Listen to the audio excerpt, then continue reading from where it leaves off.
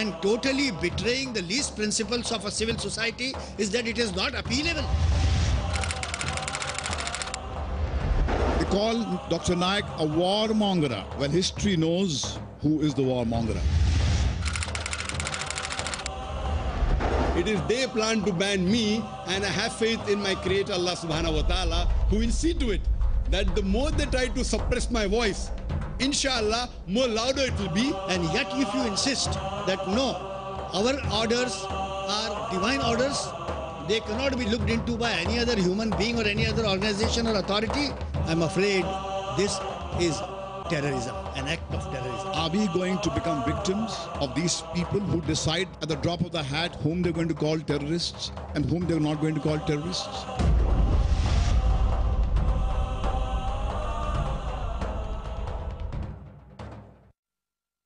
May peace be on all of you. On behalf of the Islamic Research Foundation, I, Dr. Muhammad Naik, who have this task of coordinating between the press and the speakers on the dais, welcome all of you wholeheartedly, as well as I welcome two prominent and very famous human rights activists of India, Mr. Mahesh Bhatt and Advocate Majid Memon. One very prominent in dealing with humanitarian aspect of such issues, another very prominently known as dealing on the legal issues on such cases.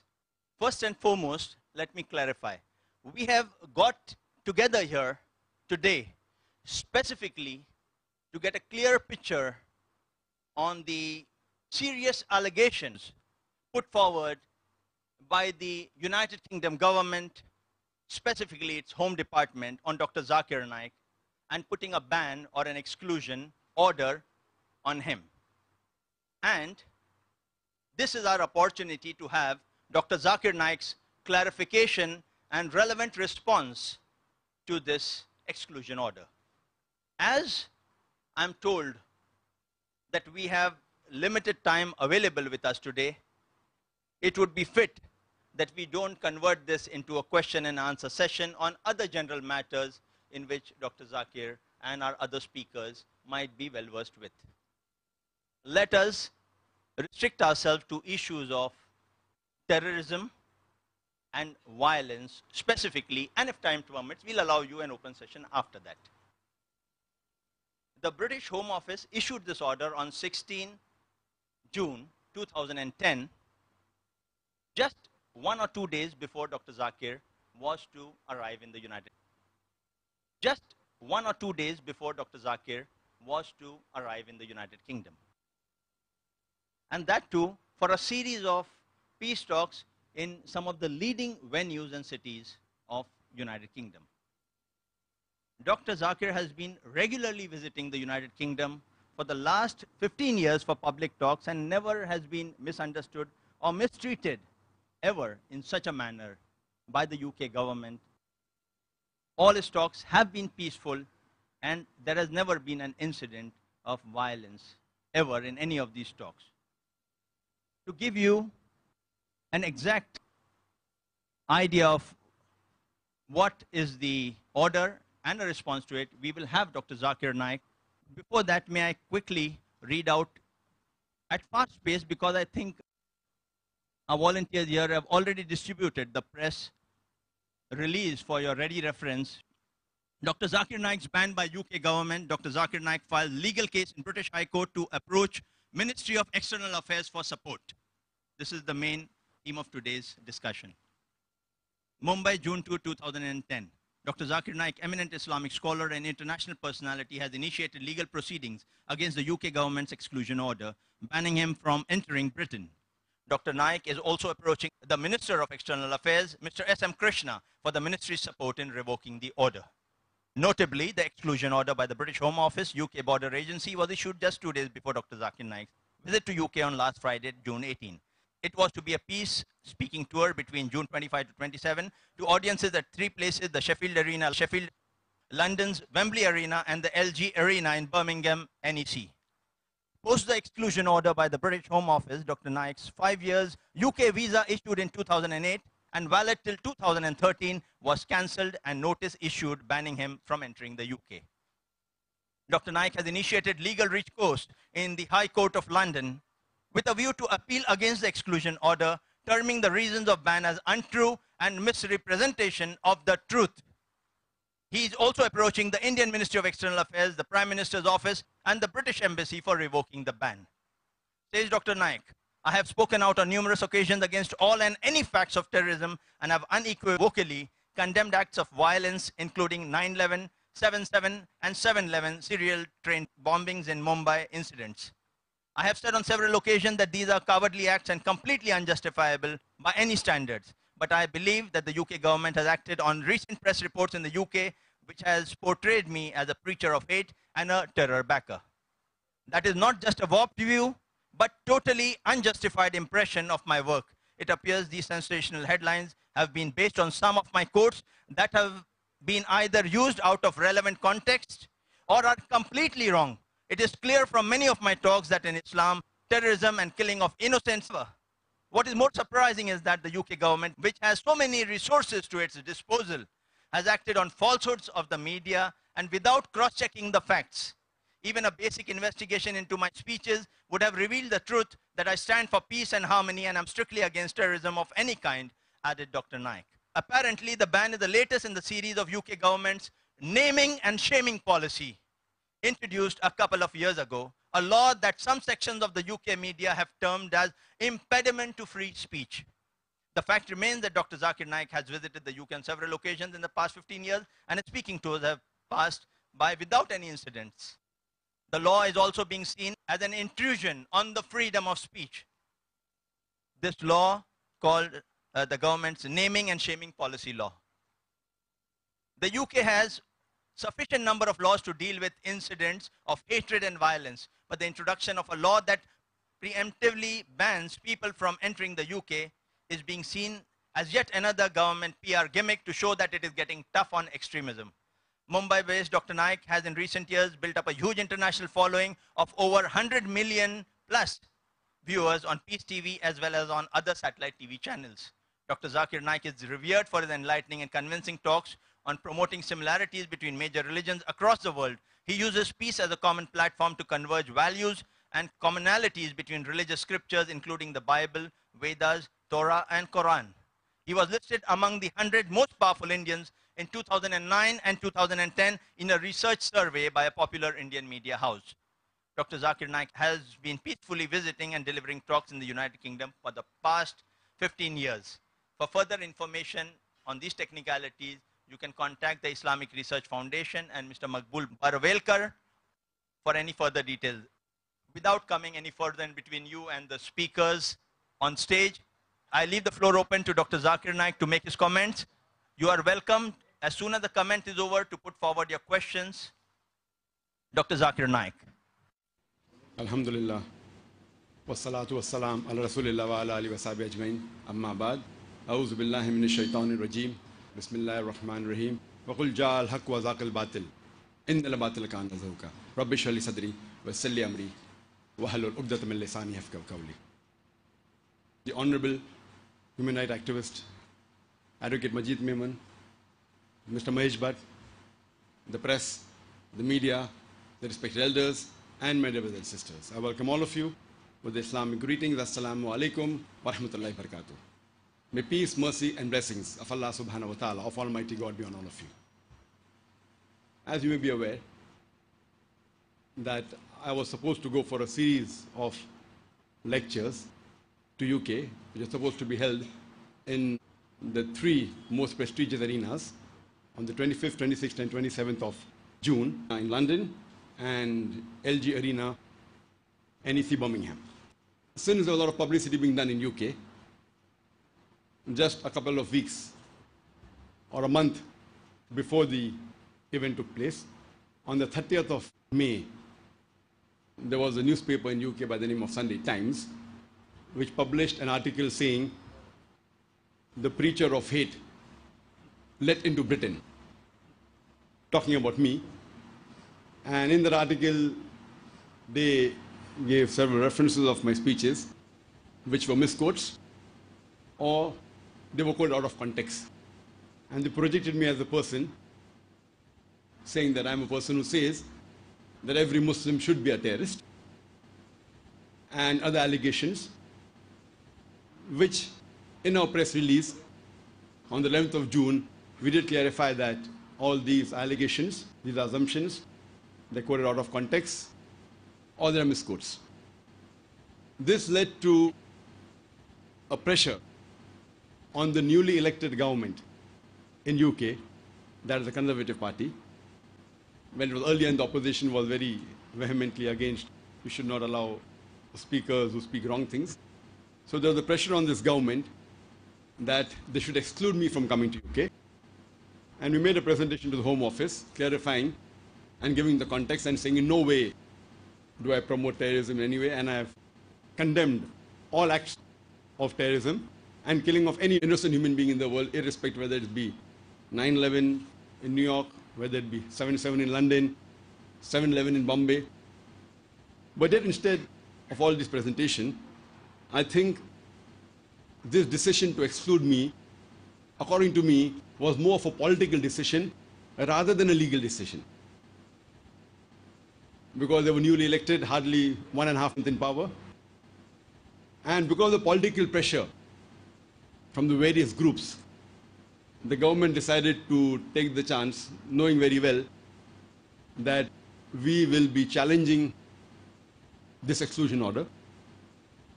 Yet they preferred taking a political decision for political mileage, that's what I believe. And they gave an exclusion order on 16th of June, because I was supposed to leave on 18th early morning, or rather 17th late night to UK, knowing that they gave an exclusion order on 16th, which was given to me by hand delivery on the 17th of June, just one day before my travel. We received a phone call from the Deputy High Commission in Bombay of UK, saying that there's a letter, there's an exclusion order given to you, please come and collect the letter. And I sent my manager, and he collected the letter. And the reasons they gave in that exclusion order, they said there are certain passages of my speeches which they feel are not conducive. They aren't good for the public in UK. And they quoted 4 of the passages in their letter for the reasons they gave to exclude me. And those 4 passages which the Home Ministry, the Home Office, has given to us in writing is also given to the press, so that you yourself can be the judge whether what they say or is an exclusion order required on these 4 passages. I'll just clarify all these 4 passages, and then we'll have the comments from honorable people on the dais, and then the press is free. As we may be having those passages, the first passage which you objected on was, and I'm quoting, it is from their exact letter what I received. As far as terrorist is concerned, I tell the Muslims that every Muslim should be a terrorist. This they're quoting me. ...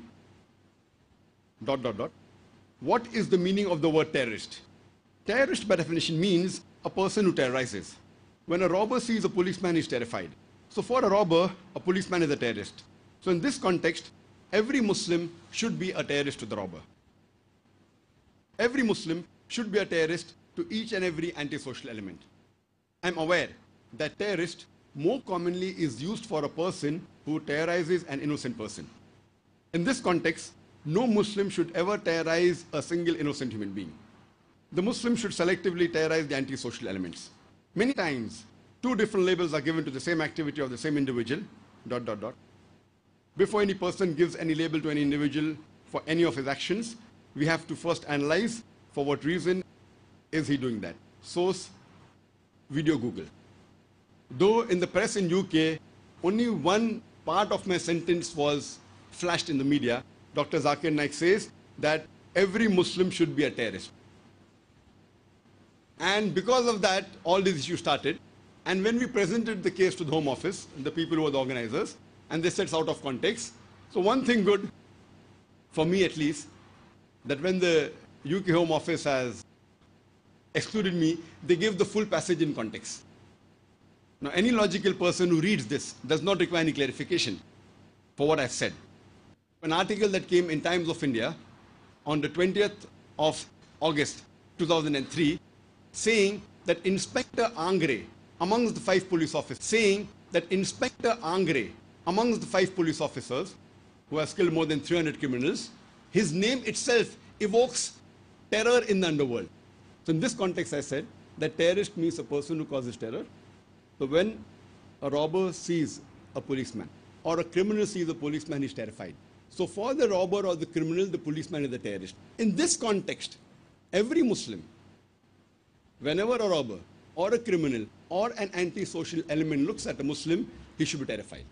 But I went on to clarify that I'm aware that terrorist more commonly is used for a person who terrorizes an innocent person. In this context, no Muslim should ever terrorize a single innocent human being.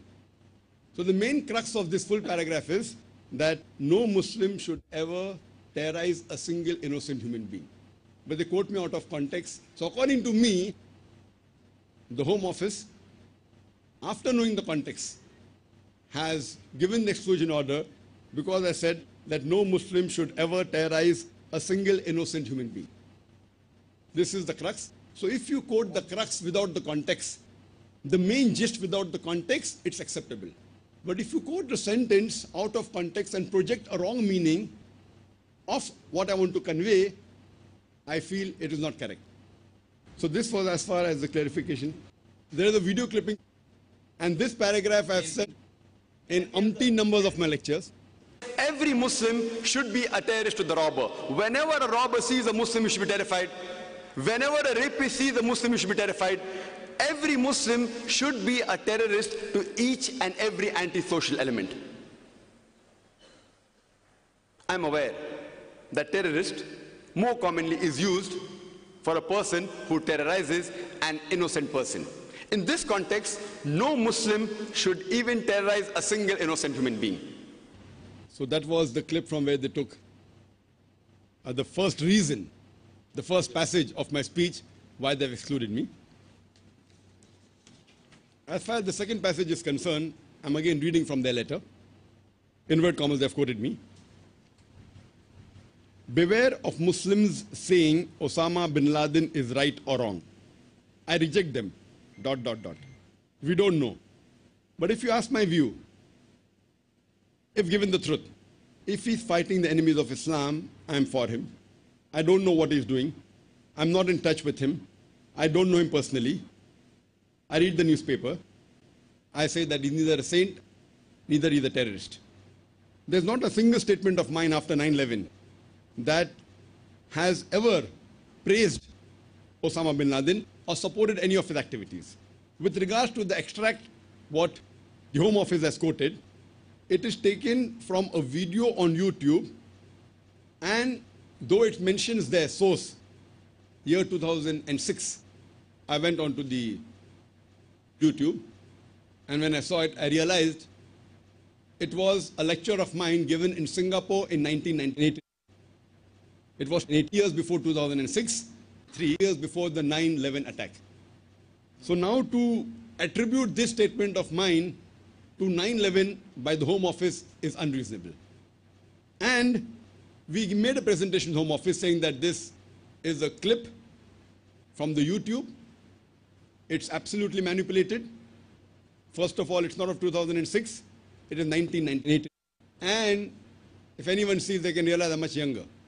Now also I'm young, but that time I was younger. And the venue was Singapore, you can make out from the audience. And if you check the records, I've never been to Singapore in 2006. It was a lecture given in 1998.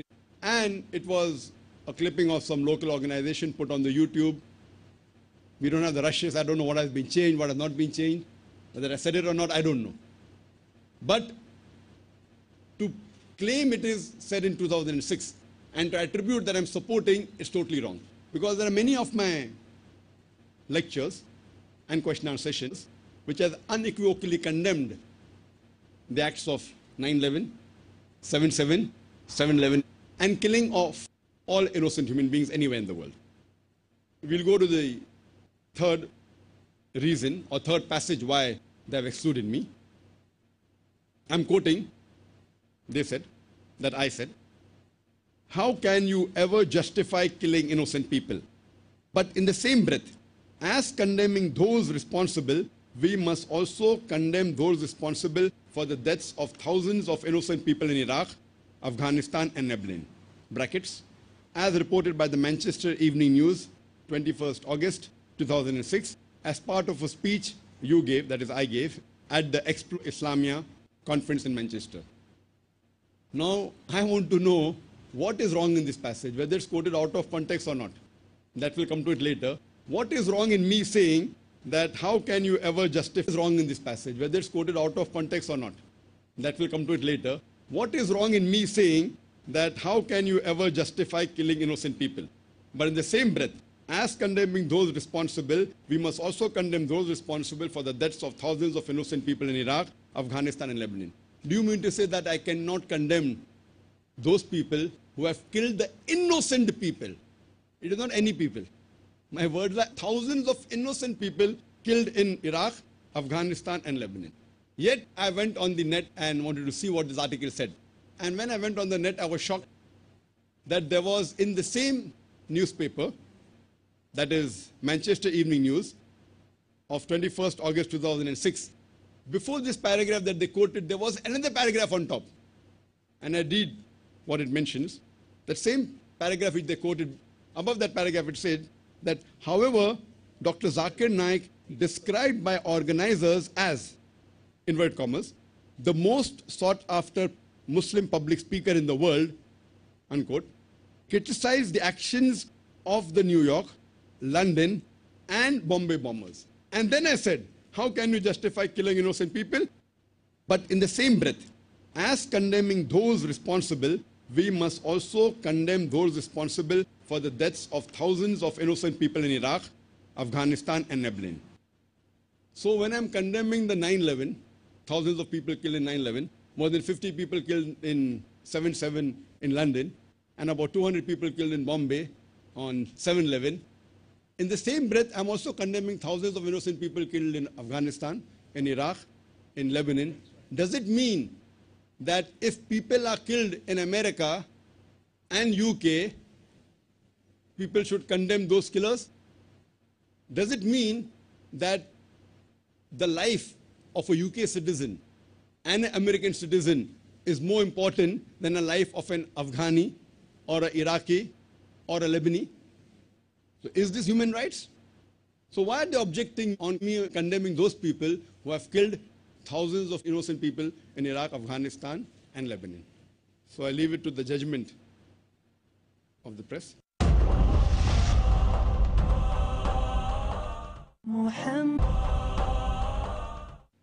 We go to the fourth paragraph. The fourth passage which they objected amongst the hundreds of talks I've given throughout the world. The inverted commas, they are saying that I said, strongest in enmity towards the Muslims are the Jews and the pagans. It, into bracket the Quran, does not say that the Muslims should fight with the Jews. The Jews by nature as a whole will be against Muslims. There are many Jews who are good to Muslims, but as a whole, the Quran tells us, as a whole, they will be our staunchest enemy. Peace TV recorded on YouTube. And this is a passage that has been taken from one of the conferences we had in Bombay. That's in November 2007, the peace conference, which took place in Mumbai. And there was a French tourist who asked this question, and in reply to this question, I gave this answer. And if you hear the full clip, they are trying to say this was in reference to the verse of the Quran I quoted of Surah Maida, chapter number 5, verse number 82, which says, the strongest among men in enmity to the believers will thou find the Jews and the pagans, and nearest among them in love to the believers will thou find those who say we are Christians. So while I was quoting the verse of the Quran, I made this statement, and I went on further to clarify that this does not indicate that the Quran says that Muslims should fight the Jews. This is my explanation. The Jews by nature as a whole will be against Muslims, but there are many Jews who are good to Muslims. But as a whole, the Quran tells us that they will be the staunchest enemy to the believers. So this was explanation of the verse of the Quran, and which is self-explanatory. And we'll show you the clip of the complete answer that I gave in the conference that's in November 2007. Can we have the clip? I am traveling 8 months in India. I am 18 years old. I completed my 12 in June. And so, inshallah, if you agree, I will meet you in private. But now I just would like to ask you about the Jews. Maybe, if I am not wrong, you said that it is written in the Quran that Jews and pagans are the strong enemies of believers, Muslim believers, And I would like to know how this verse can favorize peace in humankind when we see the troubles between Palestine and Israel, how some Muslims and some Jews cannot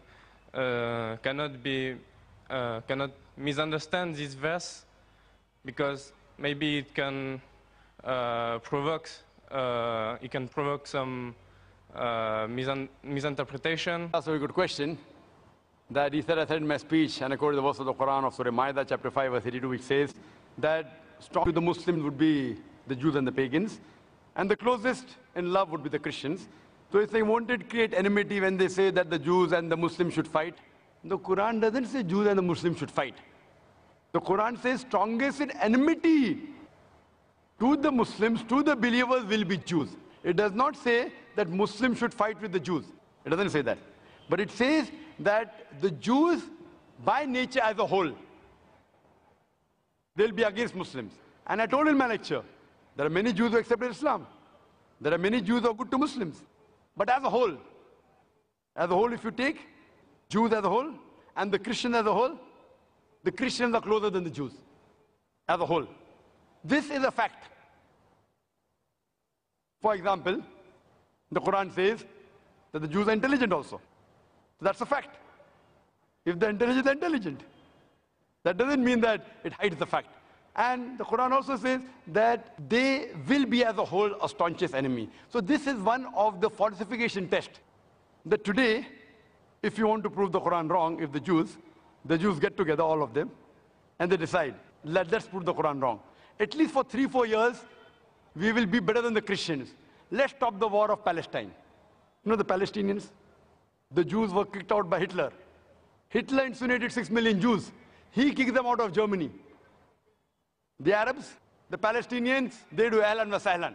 Come with open arms. After a few years, they are kicked out of the home. Imagine someone gives a traveler his home to live, and the traveler kicks him out of his home, and he's shouting that he has taken my house, and you're calling them terrorists. So what they have to do is, let's get together and solve this problem. Whatever the problem is. Today, America is controlled by the Jews. Whether it be the banks, whether it be the money, whether it be the power. According to the American survey, no one can become a president of USA without walking the Star of David. So the Jews are a minority, less than 5% in America. But they're controlling the economy, they're controlling America. Fine? So if they're controlling America, let all of this, let's solve the problem of Palestine, let's solve the American problem. Not forever. Few years. 4 or 5 years only. And the problem is solved. So we aren't telling that the Muslims should fight with the Jews. In fact, the Quran says, even if your enemy wants peace, several places, even if they come to fight you, it's mentioned in Surah Anfal, in the battle, if they want peace, give it to them. So Quran is always for peace. Quran is always encouraging them. But if a person does not want peace to prevail, what can we do? Islam is a religion of peace. It wants peace, but it even mentions facts. That means we have to be careful of the Jews. Not that we have to fight them, unless they come and fight with you. That's a different thing. Imagine what's happening in Palestine, what's happening in other parts of the world. So brother, for peace to prevail, you have to follow the guidance of the Quran. and live harmoniously rather than be enemies. So Quran doesn't say that Jews should be enemies, but they will be saying. Hope that answers the question. Who has done so many atrocities on the Jews, and it is claimed that he has incinerated 6 million Jews. Condemned the biggest terrorist in human history, Adolf Hitler. That means I'm not against the Jews. It is what I said was the statement of the Quran. So this was in relation to the 4 objections that were taken by the Home Office in UK. And what we are doing at present is that we have taken legal advice. We have legal opinion from here, mashallah, and also in UK. And what we are doing is that though there is no right to appeal, as was mentioned in the exclusion order, we are going to seek for a judicial revision, what we call in our lingo writ petition. There is a judicial revision in the High Court very soon. We have hired a battery of lawyers, barristers, and they are shocked. When I showed them the reasons, they are shocked that it is the first time we are seeing such an exclusion order based on these 4 passages. They are shocked at the decision taken by the new government, and they are very hopeful that it will be very easy unless the politicians intervene. Otherwise, I have more faith in the judicial system than the politicians in most part of the world. Whether it be judicial system of India or the judicial system of UK, I have more faith in the judicial system rather than the politicians.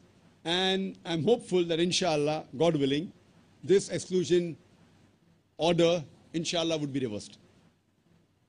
Now we would have Advocate Majid Memon speak to the press. Advocate Majid Memon. Dr. Zakir Naik Sahab, my friend Mahesh Bhai, other friends on the dais, and all my media friends. This is a special occasion where, after knowing the situation, I was constrained to leave the court and join this press conference. We have been fighting, particularly myself and Mahesh Bhatt, as 2 arms of human rights activists here, against all oppressive acts and orders that are being slapped onto people who are fundamentally or inherently weaker. And we always believe that justice can be delivered, or ends of justice can be met, if certain like-minded people throw their weight on the weaker side of the hand of the scale, so that the scale is even.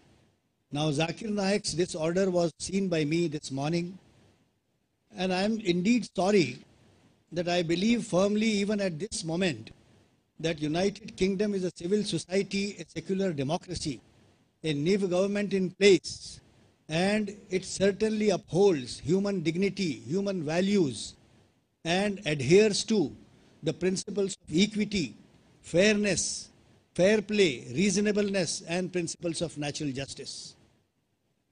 If I am wrong, this order would be right. But I think I am right. I still believe that yes, United Kingdom is a civil society which respects human dignity and human rights. When I look at the fairness and principles of natural justice, if I am wrong, this order would be right. If I am wrong, this order would be right. But I think I am right. I still believe that yes, United Kingdom is a civil society which respects human dignity and human rights. When I look at this order, my friends, Mr. Naik has just now explained that how, with ill motivation, probably malice or vested interest, his quotes have been picked up from out of context, and he is labeled as a person probably dangerous to the civil society in UK. And that is how this sudden order has been handed on to him on the 17th of this month. Let me explain to you as a lawyer first, because when I see this order, I can't digest that a whole Department of Home in United Kingdom was unwise, or rather rash, in passing such an order. There are a number of fallacies in this order which I can enumerate in a matter of 3 minutes from here now. First, as Dr. Naik said, that the extracts that are relied upon to take this rigid decision, this harsh decision, are picked up out of context, A. B, you will be shocked to see this reality that this order has been passed on the 16th of June, handed down on 17th of June, forbidding him to travel on the 18th of June. Now this shows that there was great hurry. I can understand that if this order had said that Dr. Naik, there is no time, and belatedly though we have been informed about your nefarious or dangerous activities, therefore we ask you stop, don't travel on 18th. I can understand that to some extent. But revoking his visa of 5 years, banning him, labeling him as a dangerous person, who would be, as they call it in their own phrase, revoking his visa of 5 years on the grounds that your exclusion from the UK would be conducive to the public good. Now this blanket order revoking his visa is from no angle justified. I will just explain to you why. All the extracts which we see, as Zakir Saab said, that one of 1998, another of 2002, and two others of 2006. The last alleged attribution is of 2006. And you will be shocked, most of you may not know, that Zakir Naik was issued visa in July 2008. In July 2008, 15th of July precisely, 2008, your home department, your government, your machinery holds him to be entitled to a 5-year visit visa which is valid till 15 July 2013. How is it that your department did not consider any of these attributions or these dangerous allegations against him whilst processing his visa in July 2008? On this ground itself, this order would be vitiated. This is one submission. I would also point out that look at the way the order has been passed and handed down. It is an ex parte order. It is a unilateral order. It's an order which has not given to the affected person even an opportunity to show cause. This is barbaric. This is inhuman. This is against the least principles of human dignity and human value and principles of natural justice. Why did you not ask him, Mr. Zakir Naik, look here, the time is less. Please don't travel on 18th. If possible, satisfy us before your schedule on the 18th or your speeches, programs, etc. a little later, so that we will consider in all fairness with an open mind as to whether you are in fact a dangerous person to UK society or not, and give our verdict. Instead, they simply revoke his visa, which was granted to him otherwise till 15 July 2013, which is definitely a very harsh and unreasonable order. Friends, now there is non-application of mind in passing this order because, as I said, that this order is passed in June 2010, visa was granted in July 2008, the utterances were made much before that, and therefore how do you justify your stand of 15 July 2008 vis-a-vis 16th June 2010? In a court of law, you will have no case. Number two, as I said, that you did not give him the opportunity to explain. Nowadays, you see, the communication has become so easy that in a matter of a couple of hours, an explanation could have been sought, an explanation could have been received, an explanation could have been examined in all fairness, and thereafter a just decision could have been taken. Now this is a decision which is per face so harsh, so unreasonable, so much without application of principles of natural justice and equity, that you have not only deprived him of his visit, which is his prerogative, you have not only used your discretion in a malified way, but you have also tried to bring disrepute to a scholar without any just reasonable grounds or facts. Now, as I said, that, you see, if a man goes, suppose, assume hypothetically, that Zakir Naik had approached the UK Council office are asking them that I have to go on the 18th for a program, then they may examine what are you going for, whether what you are going for is fair or unfair. And then refusing visa is one thing, but revoking an existing visa is too much. Please try to understand the two situations. The man was already having a valid visa, which was issued to him in July 2008, much after all the satanic allegations, as you want to say, which you can't explain, as Mr. Nayak rightly said. And then the irony of this harsh order and it being so barbaric and totally betraying the least principles of a civil society is that it is not appealable. To err is human. Let this Secretary of State keep her mind open, and let the department keep its mind open and gracefully consider that if we have erred, we are subject to correction. You have erred on facts, you have erred on law, you have erred on your principles, and you have erred on practically all fronts. And yet if you insist that no, our orders are divine orders, they cannot be looked into by any other human being or any other organization or authority, I'm afraid this is a terrorism, an act of terrorism. I would say this is terror. I'm sure Zakir will approach whichever forum, the appellate authority, be it a court, be it a diplomatic authority, either through the Indian embassy, our external affairs ministry, and if we can argue here, even before S.M. Krishna, our external affairs minister, and point out that kindly see here, we don't want to cross sword with United Kingdom for various reasons. We have got good relations with that country. We keep cordial relations with them. This should not serve as a pill of bitterness between the two countries. Our relations are not going to be affected. It's a matter of principle. It's a question of human dignity. We are just telling Zakir Naik's this rash order whether it can stand the scrutiny of a rational mind. And the points which I have argued, I think even before a small judge with little sense of justice would hear these points, we will not take a minute to set aside this order. And I'm sure that Zakir would succeed. We don't have to say anything. Well, we would still say that it's your innocent error. Please rectify it. Please correct it so that we don't have any damage to our perception that UK society is a civil society committed to the principles of natural justice, equity and fair play. Thank you very much. May I request Mr. Mahesh Bhatt to move in the center.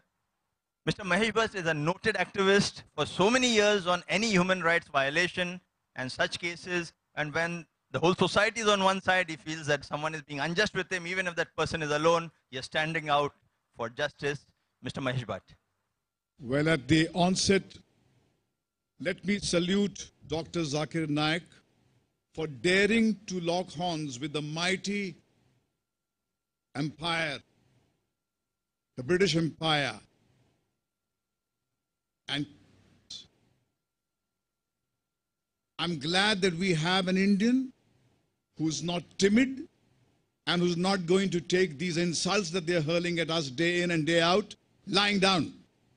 So I salute his audacity, which comes from his iman, from his the truth which is there in every pore of his being. It is that that makes him stand up and say things to the bully the way it is. If he had any gray spot in his heart, he wouldn't have risked locking horns with these bullies who have the means and the power to lock you in and throw away the keys. Human history has been a witness to unspeakable deeds of barbarism that have been unleashed by the Western nations against the world. Ladies and gentlemen, these are dangerous times. The world is becoming the most entertained and the least informed world. I thought the United States was the most entertained and the least informed. But slowly and surely, the world is catching up and India is not far behind. I think we as Indians owe it to our brother, who is our national pride, who is a prized treasure, that we ask those who accuse him to look at the facts sanely And as Majid Bhai says, to err is human. Maybe an individual there has erred. We do not want to put the entire nation into the dock for the misdeeds of a handful of people. We cannot reduce human beings to stereotypes. We cannot reduce a nation or a community to a single story. Because when we do that, we do the same mistake what they have done. They call Dr. Naik a warmonger. Well, history knows who is the warmonger. Western nations, the United States, backed with the United Kingdom, did not give a tinker's damn for the world opinion and bombarded Iraq when the UN was screaming that you don't have evidence that there are weapons of mass destruction. What happened thereafter? You killed people, shed blood, and what did you find there? No evidence to say that there was any weapons of mass destruction. So are you going to believe in the opinions of those people who have the means to lie, buy wordsmiths, get newspapers, have television networks on their side to market their lies and hang a man like Dr. Naik? I would say no. It is the same United States of America when it bombarded Afghanistan. They bombed Al Jazeera. Behind every such person who doesn't take the opinion which are dished out by governments to suit their politics. The first law of journalism, sir, is governments lie. And as responsible journalists, it's your duty to not become victims of state propaganda. The world has suffered enormously for the last 10 years because all responsible journalists, including you, lapped up what was dished out to you by them. If you do not have the means to question it, say, I don't know. It is more decorous for a man to say, I don't know. A person who knows that he does not know can be taught. There is humility. But a person who does not know and pretends that he knows can do enormous harm. So I think as responsible people of the media, it is your duty to your fellow human being, to your fellow Indian, who stands here with dignity, that he gets a fair deal. And it's not fitting for the nation and a government who stands up for a celebrity like Shah Rukh Khan when he has come into trouble in the United States. They must also stand up for Dr. Zakir Naik and plead his case. That's all I have to say. Thank you.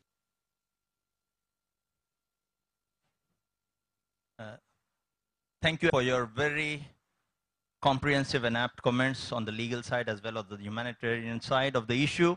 We now throw the floor open for the many journalists here, I see many senior faces, to put forward their question. May I request you to kindly make the question brief and to the point and restrict it to the issue because of the limited time available. And to whom the question is, if it's to Dr. Zakir Naik, Advocate Majid Memon, or Mr. Mahesh Bhatt, kindly specify and kindly state your name and which media organization you represent so they can give you a more appropriate response. Yasir Fazaga. To do good is good, but why you do good is as important as the good that you are doing. Purify your thoughts. To have a proper relationship with God is very important. Increase your knowledge. But the motive why we want to have a proper relationship with God is also very, very important.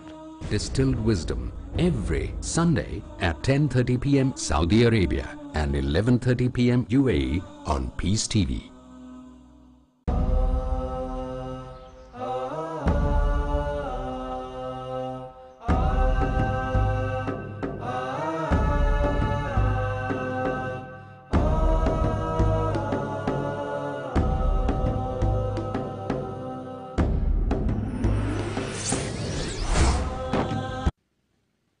Muhammad Wajihuddin from the Times of India. Okay, you have welcome. You have already identified me, so I don't need this time. Okay, Dr. Zakir Naik, you very beautifully clarified the context in which you talked about the Muslims being terrorists. Now, you were talking about a police officer who was a terror to those anti-social elements. Now, do you think that now you could have rephrased those terms, because this is not the first time. It has been on the blog, it has been on the internet, it has been on the television, in various articles. Now, the second question is, do you think that by banning your entry to the United Kingdom, as the Indian Express editorial pointed out yesterday, perhaps they have given you a big megaphone to tell the world that, oh, here I am and I have been victimized? Thank you very much. What's the second part of the question? About your ban on the UK visa, revoking your visa. So perhaps they have given you a big platform to tell the world, use the media and tell the world, like this press conference, which will go to the world. Then now I am being victimized. Another Muslim is being victimized, okay? Brother Vajuddin asked two questions. The first one, that saying the context, should I say in the context of a policeman that he is a terrorist to the criminal, should I use it for the Muslims? Using it only by itself is wrong. Therefore, though I've used it many times, I always go ahead to say that I'm aware that a terrorist more commonly is used for a person who terrorizes an innocent human being. In this context, no Muslim should ever be a terrorist. If I say along with it, no problem. But if I only use this without mentioning that terrorist is more commonly used for a person who terrorizes an innocent human being, it is wrong. So therefore, whenever I mention this, I say it in context. And as far as the second question is concerned, that do I agree with the news of the Indian Express that the UK government has given me a megaphone to say that any Muslim is banned? I believe more in the verse of the Quran of Surah Al-Imran chapter 3 verse number 54, which says, Makaru makarallah wallahu khairul makirin. They planned and plotted, Allah too planned. Allah is the best of planners. It is not they who have given me a megaphone. It is they plan to ban me, and I have faith in my Creator Allah subhanahu wa ta'ala, who will see to it that the more they try to suppress my voice, inshallah, more louder it will be. And having people like Mr. Mahesh Bhatt and in addition to that, sorry. My views I'm giving. You may agree with my view, you may disagree with my view. If you don't agree with my view, so you're asking my view. So in that way, what they have done, they have made one of the biggest mistakes. And what Advocate Majid Memon said, that any lawyer, even a layman, if he reads this, he knows that it will not stand any chances. And whatever he said, he just read in the morning, same we have been advised that we are looking for the time when we have the case challenged in the UK High Court. We are looking forward for it. We are looking forward for it. Okay, and now, now why don't you leave it to Allah only? And, instead of fighting for your entry to United Kingdom, because United Kingdom, as far as I know, that is not a place that every Muslim must visit. It's not like Mecca or Medina that you have to visit at least once in a lifetime. Another thing is that this is the prerogative of a country. We are looking for the time when we have the case challenged in the UK High Court. We are looking forward for it. We are looking forward for it. Okay, and now, now why don't you leave it to Allah only? And, instead of fighting for your entry to United Kingdom, because United Kingdom, as far as I know, that is not a place that every Muslim must visit. It's not like Mecca or Medina that you have to visit at least once in a lifetime. Another thing is that this is the prerogative of a country to allow a person or not to allow him. So why you are challenging that? Why don't you just sit and say, okay, we'll just wait? Again, there are two questions asked by Brother Muhammad Vajuddin. First question, why don't you leave it to Allah alone? Why do you want to enter? Our beloved Prophet Muhammad said, when a person asked him, I have a camel, should I trust in Allah and leave my camel, or should I tie my camel and trust in Allah? So the Prophet replied, tie your camel and trust in Allah. So I'm following the commandments of my Prophet. Trust in Allah, but tie a camel. That doesn't mean that if I'm sick, I'll say I believe in Allah, I won't go to a doctor. Because Quran says, Fas'alu ahli zikri in kuntum la ta'lamun. Surah Nahl chapter 16 verse 43. If you don't know, ask the person who's an expert. So in the law is an expert. So not that if UK bans me, that I will not be able to speak. But coming to your second question, that they have a prerogative to allow me or not to allow me, I agree with you. They have a right to allow or disallow any human being who's a non-UK to enter. But giving me permission in 2008, I've been going since the past 15 years. I've given several lectures in most of the major cities of UK, in London, in Birmingham, in Bradford, in Cardiff, in Glasgow, in Manchester, and tens of thousands of people attending. Even after giving me a valid visa, last visa that they gave me was 2008, valid for 5 years, it yet has 3 years validity. To exclude that it is against the human rights. And I have a right to enter, and that also maligning me. One is preventing me from entering one thing. That's one thing which is not that much of a problem for me. Without going to UK, I can go in many other ways, I can have my voice reader. But maligning me, saying that I am a person who's a hate monger, I am a person who promotes terrorism, that is a bigger issue for me than entering UK. And hopefully we'll reverse both. And it is the right of the citizens of UK to hear me. It is the right of the citizens of UK in tens of thousands who want to hear me. Why are you depriving them of hearing me live? When they've had one of the best arenas, or biggest arenas they've had in UK, and they want to hear me, it is their right that they have to hear me. That's the reason I feel that the order will be revoked. Any other question? We'll give chance only 1 or 2 questions to every newspaper. Otherwise, at the limit given to me for time will not be able to be managed. Yes, sister. A couple of things. One, between 2000... Can we have your name and the newspaper you represent? Yeah, I'm Arifa from the Hindustan Times.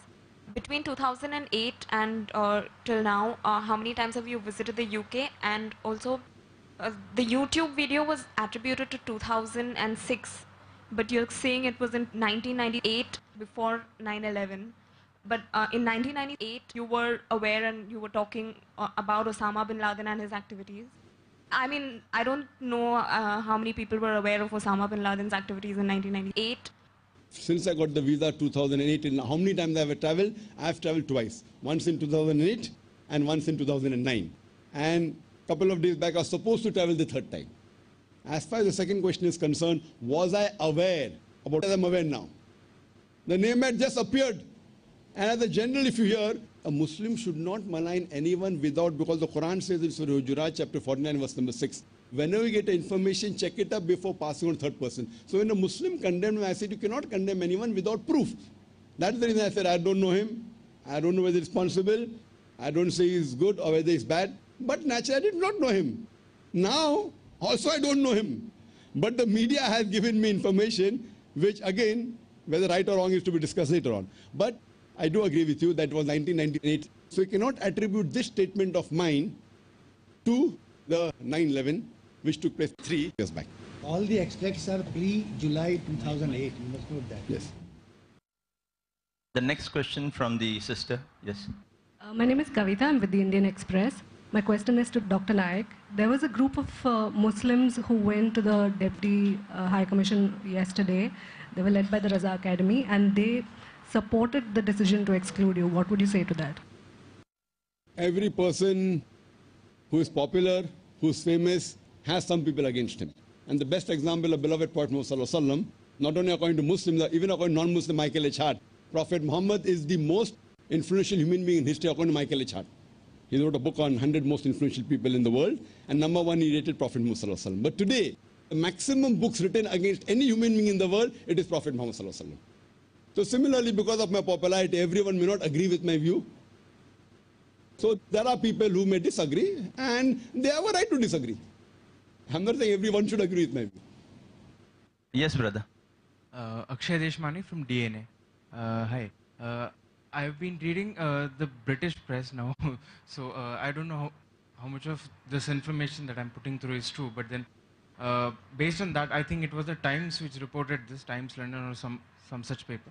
The newspaper report argued was that your views on controversial personalities like Salman Rushdie and the author of Lajja, being Taslima Nasreen. Now, your views on them have been,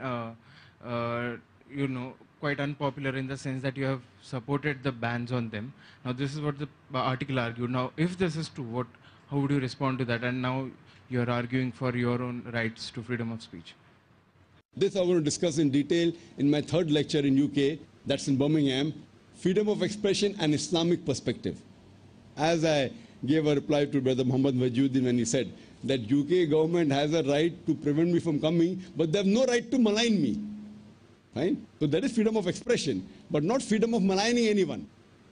The same way, when someone maligns anyone without proof, that's the reason someone maligns, he should be put straight. So if the UK government is maligning me, we'll fight it in the court. Again, the word fight, what fight? We'll challenge it, the right word.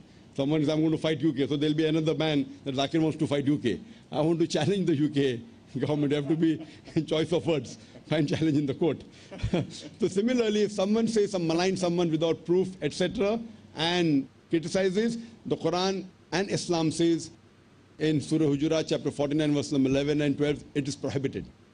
So in that context, I said, I agree when someone maligns or criticizes or speaks bad about someone without proof, etc., then he should be stopped. In that context, I said, I agree when someone maligns or criticizes or speaks bad about someone without proof, etc., then he should be stopped. Maybe allow questions to the other media, you know. We have a lot of English media asking questions. Anyone else? You have got a question? Can you speak in the mic so we can hear clearly? आपका introduction, आपका नाम और कौन से? वसीम सहारा TV से। हम आपसे बस इतना ही जानना चाहेंगे कि पूरा मसला क्या था, थोड़ा सा हिंदी में बताएं। और दूसरी बात ये आपसे जानना चाहेंगे कि आप ऑलरेडी पहले भी जा चुके हैं, तो क्यों आप पे खास करके बैन लगाया गया है? इसे थोड़ा सा हिंदी में बताइएगा। बाइट ले रहा है। मेरी हिंदी और उर्दू इतनी फंसी नहीं है, लेकिन मैं जवाब दूंगा। भाई साहब ने सवाल पूछा कि ये सब मसला क्या था और क्यों हुआ। मैं यूके इंग्लैंड में जाने वाला था और मेरा प्रोग्राम तय हुआ था 3 प्रोग्राम बड़े एरिना में, 25, 26 और 27 जून को। शेफील्ड एरिना शेफील्ड के अंदर, वेम्बली एरिना लंदन में और बर्मिंघम एलजी एरिना NEC में। ये 3 प्रोग्राम तय हो चुके थे और काफ़ी पब्लिसिटी हो चुकी थी। उस वक्त तकरीबन 1 महीने पहले 30 मई एक यूके न्यूज़पेपर है जिसका नाम है टाइम्स, जो संडे को संडे टाइम्स में एक जर्नलिस्ट डेविड लेपर्ड, उनने एक आर्टिकल लिखा क्या एक हेट मॉन्गर को ब्रिटेन में आने की इजाज़त दी गई है। एक आदमी जो दहशत और जो नफरत फैलाता है उसे ब्रिटेन में आने की इजाज़त दी गई है, और वो अटैक था गवर्नमेंट की तरफ। क्या नई गवर्नमेंट जो कहती है कि गलत लोग को एंट्री नहीं देंगे, डॉक्टर जाकिर नाइक को कैसी दे रही है। और मेरे बहुत से तकरीर के कुछ सेंटेंसेस को तोड़ मोड़ के पेश किया गया है मीडिया में। मिसाल के तौर पे कहा गया है कि जाकिर कहता है कि हर मुसलमान दहशतगर्द होना चाहिए, जो आउट ऑफ कॉन्टेक्स्ट है। और मैंने कॉन्टेक्स्ट दिया कि मैंने कहा दहशतगर्द उसे कहते हैं जो एक इंसान के दिल में दहशत पैदा करता है। मिसाल के तौर पे जब एक चोर पुलिस को देखता है तो चोर के दिल में दहशत पैदा होती है, तो उस चोर के लिए वो पुलिसमैन दहशतगर्द है। उसी कॉन्टेक्स्ट में हर मुसलमान जब भी कोई चोर या कोई गैर कानूनी काम करने वाला इंसान कोई मुसलमान को देखता है तो उसके दिल में दहशत पैदा होना चाहिए। इस कॉन्टेक्स्ट में हर मुसलमान दहशतगर्द होना चाहिए। लेकिन मैंने ये भी कहा कि आम तौर पे दहशतगर्द उसे कहते हैं जो एक मासूम इंसान के दिल में दहशत पैदा करता है, और इस कॉन्टेक्स्ट में कोई भी मुसलमान एक भी मासूम इंसान के दिल में दहशत नहीं पैदा करना चाहिए। तो ये आउट ऑफ कॉन्टेक्स्ट कोट करके मुझे बदनाम किया जा रहा था, और ये गवर्नमेंट के ऊपर प्रेशर था कि अभी लेक्चर होने वाला है और वो जानते थे कि मैं 18 जून को निकलने वाला हूँ। तो it is more of a political decision, ये एक सियासी डिसीजन है, it is not a legal decision. जिस तरीके से एडवोकेट मजीद मेमन साहब ने कहा कि ये लीगल डिसीजन नहीं था, सियासी डिसीजन था। उन पर दबाव था कि अभी नई गवर्नमेंट 1.5 महीने में आई, तो it's a political decision which इंशाल्लाह दे विल रिपेंट, जो वो इस डिसीजन के लिए पछताएंगे। और हम इंशाल्लाह इसे चैलेंज करने वाले हाई कोर्ट यूके के अंदर। और हमें उम्मीद है कि जो जुडिशरी सिस्टम है, जो जुडिशरी सिस्टम यूके की है, हमें उन पे और भरोसा है बनिस्बत सियासी सिस्टम पे, और हम इसे चैलेंज करेंगे। और उम्मीद है कि इस एक्सक्लूजन ऑर्डर को जो मुझे आने से रोका गया है उसे रिवर्स करेंगे, इंशाल्लाह उसे पलटाएंगे।